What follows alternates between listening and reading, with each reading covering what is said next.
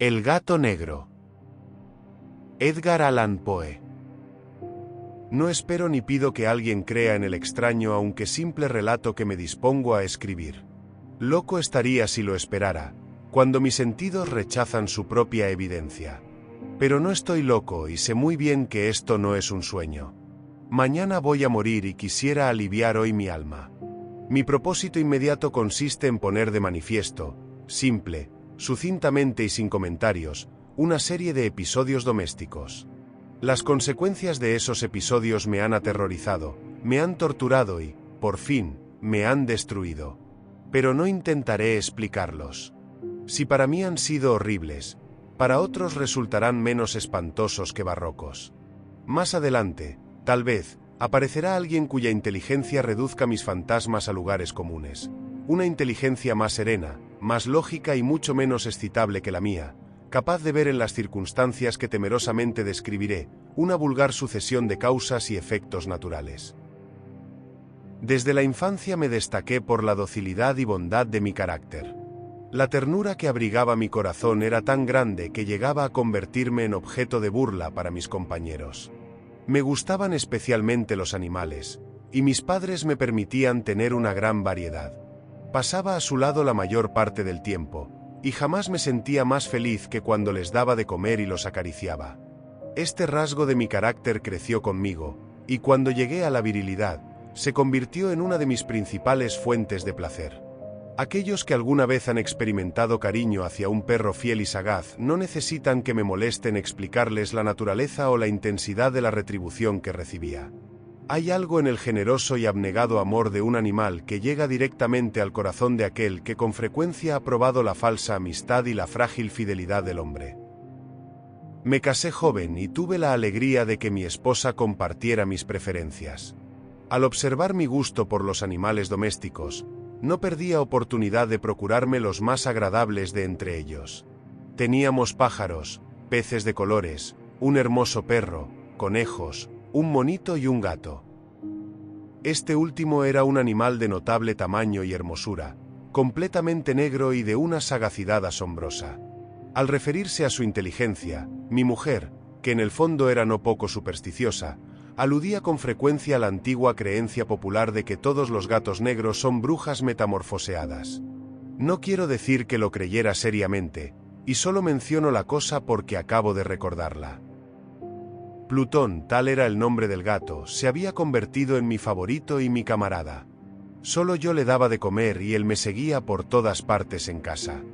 Me costaba mucho impedir que anduviera atrás de mí en la calle. Nuestra amistad duró así varios años, en el curso de los cuales, enrojezco al confesarlo, mi temperamento y mi carácter se alteraron radicalmente por culpa del demonio. Intemperancia, día a día me fui volviendo más melancólico, irritable e indiferente hacia los sentimientos ajenos. Llegué, incluso, a hablar descomedidamente a mi mujer y terminé por infligirle violencias personales. Mis favoritos, claro está, sintieron igualmente el cambio de mi carácter. No solo los descuidaba, sino que llegué a hacerles daño. Hacia Plutón, sin embargo, conservé suficiente consideración como para abstenerme de maltratarlo, cosa que hacía con los conejos, el mono y hasta el perro cuando, por casualidad o movidos por el afecto, se cruzaban en mi camino. Mi enfermedad, empero, se agravaba, pues, ¿qué enfermedad es comparable al alcohol? Y finalmente el mismo Plutón, que ya estaba viejo, y por tanto, algo enojadizo, empezó a sufrir las consecuencias de mi mal humor. Una noche en que volvía a casa completamente embriagado, después de una de mis correrías por la ciudad, me pareció que el gato evitaba mi presencia. Lo alcé en brazos, pero, asustado por mi violencia, me mordió ligeramente en la mano. Al punto se apoderó de mí una furia demoníaca y ya no supe lo que hacía. Fue como si la raíz de mi alma se separara de golpe de mi cuerpo.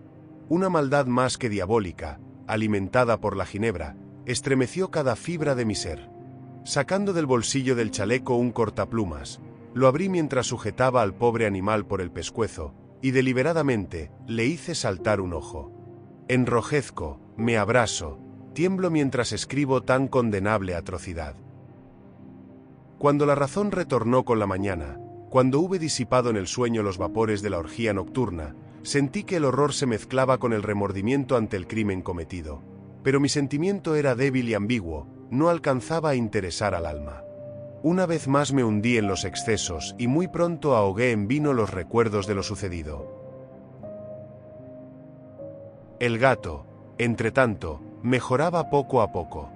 Cierto que la órbita donde faltaba el ojo presentaba un horrible aspecto, pero el animal no parecía sufrir ya. Se paseaba, como de costumbre, por la casa, aunque, como es de imaginar, huía aterrorizado al verme. Me quedaba aún bastante de mi antigua manera de ser para sentirme agraviado por la evidente antipatía de un animal que alguna vez me había querido tanto. Pero ese sentimiento no tardó en ceder paso a la irritación. Y entonces, para mi caída final e irrevocable, se presentó el espíritu de la perversidad. La filosofía no tiene en cuenta a este espíritu, y sin embargo, tan seguro estoy de que mi alma existe como de que la perversidad es uno de los impulsos primordiales del corazón humano, una de las facultades primarias indivisibles, uno de esos sentimientos que dirigen el carácter del hombre.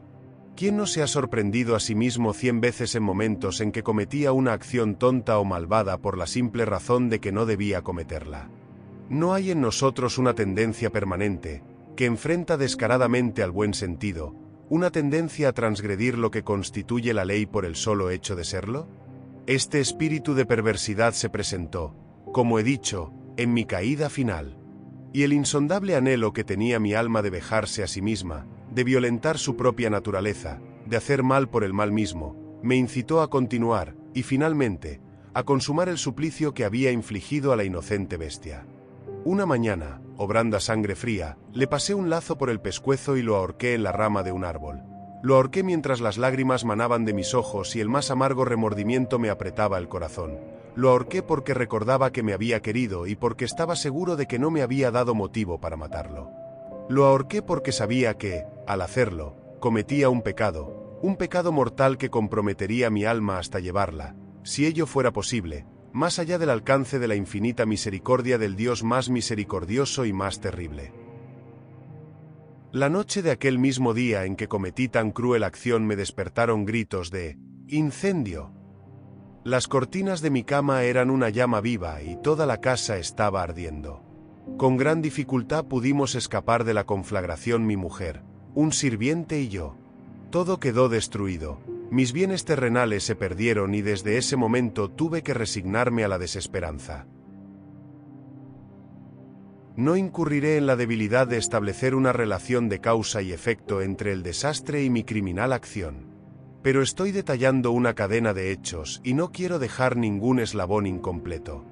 Al día siguiente del incendio acudí a visitar las ruinas. Salvo una, las paredes se habían desplomado. La que quedaba en pie era un tabique divisorio de poco espesor, situado en el centro de la casa, y contra el cual se apoyaba antes la cabecera de mi lecho. El enlucido había quedado a salvo de la acción del fuego, cosa que atribuí a su reciente aplicación. Una densa muchedumbre habíase reunido frente a la pared y varias personas parecían examinar parte de la misma con gran atención y detalle. Las palabras extraño, curioso, y otras similares excitaron mi curiosidad.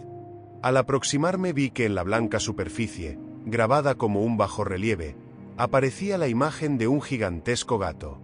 El contorno tenía una nitidez verdaderamente maravillosa. Había una soga alrededor del pescuezo del animal. Al descubrir esta aparición, ya que no podía considerarla otra cosa, me sentí dominado por el asombro y el terror. Pero la reflexión vino luego en mi ayuda. Recordé que había ahorcado al gato en un jardín contiguo a la casa. Al producirse la alarma del incendio, la multitud había invadido inmediatamente el jardín. Alguien debió de cortar la soga y tirar al gato en mi habitación por la ventana abierta. Sin duda, habían tratado de despertarme en esa forma. Probablemente la caída de las paredes comprimió a la víctima de mi crueldad contra el enlucido recién aplicado, cuya cal, junto con la acción de las llamas y el amoníaco del cadáver, produjo la imagen que acababa de ver. Si bien en esta forma quedó satisfecha mi razón, ya que no mi conciencia, sobre el extraño episodio, lo ocurrido impresionó profundamente mi imaginación. Durante muchos meses no pude librarme del fantasma del gato, y en todo ese tiempo dominó mi espíritu un sentimiento informe que se parecía, sin serlo, al remordimiento. Llegué al punto de lamentar la pérdida del animal y buscar, en los viles antros que habitualmente frecuentaba, algún otro de la misma especie y apariencia que pudiera ocupar su lugar. Una noche en que, borracho a medias, me hallaba en una taberna más que infame, reclamó mi atención algo negro posado sobre uno de los enormes toneles de ginebra que constituían el principal moblaje del lugar. Durante algunos minutos había estado mirando dicho tonel y me sorprendió no haber advertido antes la presencia de la mancha negra en lo alto. Me aproximé y la toqué con la mano. Era un gato negro muy grande, tan grande como Plutón y absolutamente igual a este, salvo un detalle. Plutón no tenía el menor pelo blanco en el cuerpo, mientras este gato mostraba una vasta aunque indefinida mancha blanca que le cubría casi todo el pecho. Al sentirse acariciado se enderezó prontamente, ronroneando con fuerza, se frotó contra mi mano y pareció encantado de mis atenciones. Acababa, pues, de encontrar el animal que precisamente andaba buscando. De inmediato, propuse su compra al tabernero, pero me contestó que el animal no era suyo y que jamás lo había visto antes ni sabía nada de él. Continué acariciando al gato, y cuando me disponía a volver a casa, el animal pareció dispuesto a acompañarme. Le permití que lo hiciera, deteniéndome una y otra vez para inclinarme y acariciarlo. Cuando estuvo en casa, se acostumbró a ella de inmediato y se convirtió en el gran favorito de mi mujer. Por mi parte, pronto sentí nacer en mí una antipatía hacia aquel animal. Era exactamente lo contrario de lo que había anticipado, pero sin que pueda decir cómo ni por qué su marcado cariño por mí, me disgustaba y me fatigaba. Gradualmente, el sentimiento de disgusto y fatiga creció hasta alcanzar la amargura del odio. Evitaba encontrarme con el animal. Un resto de vergüenza y el recuerdo de mi crueldad de antaño me vedaban maltratarlo. Durante algunas semanas me abstuve de pegarle o de hacerlo víctima de cualquier violencia. Pero gradualmente, muy gradualmente, llegué a mirarlo con inexpresable odio y a huir en silencio de su detestable presencia, como si fuera una emanación de la peste. Lo que, sin duda, contribuyó a aumentar mi odio fue descubrir, a la mañana siguiente de haberlo traído a casa, que aquel gato, igual que Plutón, era tuerto. Esta circunstancia fue precisamente la que lo hizo más grato a mi mujer, quien, como ya dije, poseía en alto grado esos sentimientos humanitarios que alguna vez habían sido mi rasgo distintivo y la fuente de mis placeres más simples y más puros. El cariño del gato por mí parecía aumentar en el mismo grado que mi aversión. Seguía mis pasos con una pertinencia que me costaría hacer entender al lector.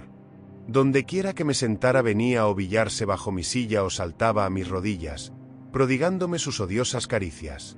Si echaba a caminar, se metía entre mis pies, amenazando con hacerme caer, o bien clavaba sus largas y afiladas uñas en mis ropas, para poder trepar hasta mi pecho. En esos momentos, aunque ansiaba aniquilarlo de un solo golpe, me sentía paralizado por el recuerdo de mi primer crimen, pero sobre todo, quiero confesarlo ahora mismo, por un espantoso temor al animal. Aquel temor no era precisamente miedo de un mal físico, y sin embargo, me sería imposible definirlo de otra manera. Me siento casi avergonzado de reconocer, sí, aún en esta celda de criminales me siento casi avergonzado de reconocer que el terror, el espanto que aquel animal me inspiraba, era intensificado por una de las más insensatas quimeras que sería dado concebir. Más de una vez mi mujer me había llamado la atención sobre la forma de la mancha blanca de la cual ya he hablado, y que constituía la única diferencia entre el extraño animal y el que yo había matado. El lector recordará que esta mancha, aunque grande, me había parecido al principio de forma indefinida, pero gradualmente, de manera tan imperceptible que mi razón luchó durante largo tiempo por rechazarla como fantástica, la mancha fue asumiendo un contorno de rigurosa precisión. Representaba ahora algo que me estremezco al nombrar, y por ello odiaba, temía y hubiera querido librarme del monstruo si hubiese sido capaz de atreverme. Representaba, digo, la imagen de una cosa atroz, siniestra, la imagen del patíbulo. Oh lúgubre y terrible máquina del horror y del crimen, de la agonía y de la muerte. Me sentí entonces más miserable que todas las miserias humanas. Pensar que una bestia, cuyo semejante había yo destruido desdeñosamente, una bestia era capaz de producir tan insoportable angustia en un hombre creado a imagen y semejanza de Dios. Ay, ni de día ni de noche pude ya gozar de la bendición del reposo. De día, aquella criatura no me dejaba un instante solo. De noche, despertaba hora a hora de los más horrorosos sueños, para sentir el ardiente aliento de la cosa en mi rostro y su terrible peso, pesadilla encarnada de la que no me era posible desprenderme, apoyado eternamente sobre mi corazón. Bajo el agobio de tormentos semejantes, sucumbió en mí lo poco que me quedaba de bueno. Solo los malos pensamientos disfrutaban ya de mi intimidad, los más tenebrosos, los más perversos pensamientos. La melancolía habitual de mi humor creció hasta convertirse en aborrecimiento de todo lo que me rodeaba y de la entera humanidad. Y mi pobre mujer, que de nada se quejaba, llegó a ser la habitual y paciente víctima de los repentinos y frecuentes arrebatos de ciega cólera a que me abandonaba. Cierto día, para cumplir una tarea doméstica, me acompañó al sótano de la vieja casa donde nuestra pobreza nos obligaba a vivir. El gato me siguió mientras bajaba la empinada escalera y estuvo a punto de tirarme cabeza abajo, lo cual me exasperó hasta la locura. Alzando un hacha y olvidando en mi rabia los pueriles temores que hasta entonces habían detenido mi mano, descargué un golpe que hubiera matado instantáneamente al animal de haberlo alcanzado. Pero la mano de mi mujer detuvo su trayectoria. Entonces, llevado por su intervención a una rabia más que demoníaca, me zafé de su abrazo y le hundí el hacha en la cabeza. Sin un solo quejido, cayó muerta a mis pies. Cumplido este espantoso asesinato, me entregué al punto y con toda sangre fría a la tarea de ocultar el cadáver. Sabía que era imposible sacarlo de casa, tanto de día como de noche, sin correr el riesgo de que algún vecino me observara. Diversos proyectos cruzaron mi mente. Por un momento pensé en descuartizar el cuerpo y quemar los pedazos. Luego se me ocurrió cavar una tumba en el piso del sótano. Pensé también si no convenía arrojar el cuerpo al pozo del patio o meterlo en un cajón, como si se tratara de una mercadería común, y llamar a un mozo de cordel para que lo retirara de casa. Pero, al fin, di con lo que me pareció el mejor expediente y decidí emparedar el cadáver en el sótano, tal como se dice que los monjes de la Edad Media emparedaban a sus víctimas. El sótano se adaptaba bien a este propósito. Sus muros eran de material poco resistente y estaban recién revocados con un mortero ordinario, que la humedad de la atmósfera no había dejado endurecer. Además, en una de las paredes se veía la saliencia de una falsa chimenea, la cual había sido rellenada y tratada de manera semejante al resto del sótano. Sin lugar a dudas, sería muy fácil sacar los ladrillos en esa parte, introducir el cadáver y tapar el agujero como antes, de manera que ninguna mirada pudiese descubrir algo sospechoso. No me equivocaba en mis cálculos. Fácilmente saqué los ladrillos con ayuda de una palanca y, luego de colocar cuidadosamente el cuerpo contra la pared interna, lo mantuve en esa posición mientras aplicaba de nuevo la mampostería en su forma original. Después de procurarme argamasa, arena y cerda, preparé un enlucido que no se distinguía del anterior y revoqué cuidadosamente el nuevo enladrillado. Concluida la tarea, me sentí seguro de que todo estaba bien. La pared no mostraba la menor señal de haber sido tocada. Había barrido hasta el menor fragmento de material suelto. Miré en torno, triunfante, y me dije: aquí, por lo menos, no he trabajado en vano. Mi paso siguiente consistió en buscar a la bestia causante de tanta desgracia, pues al final me había decidido a matarla. Si en aquel momento el gato hubiera surgido ante mí, su destino habría quedado sellado. Pero, por lo visto, el astuto animal, alarmado por la violencia de mi primer acceso de cólera, se cuidaba de aparecer mientras no cambiara mi humor. Imposible describir o imaginar el profundo, el maravilloso alivio que la ausencia de la detestada criatura trajo a mi pecho. No se presentó aquella noche, y así, por primera vez desde su llegada a la casa, pude dormir profunda y tranquilamente. Sí, pude dormir, aun con el peso del crimen sobre mi alma. Pasaron el segundo y el tercer día y mi atormentador no volvía. Una vez más respiré como un hombre libre. Aterrado, el monstruo había huido de casa para siempre. Ya no volvería a contemplarlo. Gozaba de una suprema felicidad, y la culpa de mi negra acción me preocupaba muy poco. Se practicaron algunas averiguaciones, a las que no me costó mucho responder. Incluso hubo una perquisición en la casa, pero, naturalmente, no se descubrió nada. Mi tranquilidad futura me parecía asegurada. Al cuarto día del asesinato, un grupo de policía se presentó inesperadamente y procedió a una nueva y rigurosa inspección. Convencido de que mi escondrijo era impenetrable, no sentí la más leve inquietud. Los oficiales me pidieron que los acompañara en su examen. No dejaron hueco ni rincón sin revisar. Al final, por tercera o cuarta vez, bajaron al sótano. Los seguí sin que me temblara un solo músculo. Mi corazón latía tranquilamente, como el de aquel que duerme en la inocencia. Me paseé de un lado al otro del sótano. Había cruzado los brazos sobre el pecho y andaba tranquilamente de aquí para allá. Los policías estaban completamente satisfechos y se disponían a marcharse. La alegría de mi corazón era demasiado grande para reprimirla. Ardía en deseos de decirles, por lo menos, una palabra como prueba de triunfo y confirmar doblemente mi inocencia. Caballeros, dije, por fin, cuando el grupo subía la escalera, me alegro mucho de haber disipado sus sospechas, les deseo felicidad y un poco más de cortesía. Dicho sea de paso, caballeros, esta casa está muy bien construida. En mi frenético deseo de decir alguna cosa con naturalidad, casi no me daba cuenta de mis palabras. Repito que es una casa de excelente construcción. Estas paredes, ¿ya se marchan ustedes, caballeros? Tienen una gran solidez.